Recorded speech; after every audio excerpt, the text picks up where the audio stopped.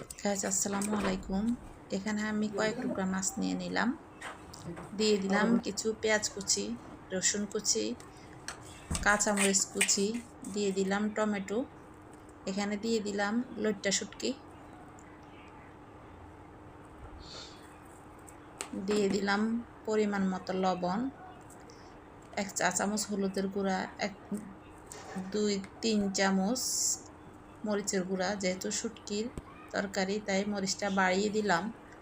এখন দিয়ে দিলাম সয়াবিন তেল, এগুলা দিয়ে সুন্দর করে এগুলো ভালোভাবে মেখে নিব।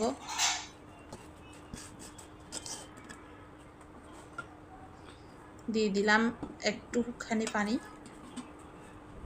নর্মাল পানি। এগুলো দিয়ে এবার চুলায় বসিয়ে ঢাকনা দিয়ে কিছুক্ষণ পর ভালোভাবে এগুলা 10 মিনিটের মতো আমি নেড়ে চেড়ে এভাবে কষিয়ে নিব। এখন দিয়ে দিলাম আমি ফুটন্ত পানি। এই তো এগুলো দিয়ে আবার কিছুক্ষণ ফুটিয়ে ভালোভাবে হয়ে গেলে এখন দিয়ে দিলাম 2টা ডিম, কারণ আমার বাচ্চারা ডিম খাবে, সেজন্য। এই তো হয়ে গেল আমার শুটকি মাছের ঝোল। দিয়ে দিলাম ধনিয়া পাতা কুচি। এখন পরিবেশনের পালা। গাইস আজকে আমার এই সুস্বাদু রেসিপি, আমার কাছে তো অনেক মজাদার একটা তরকারি। সবাই ভালো থাকবেন।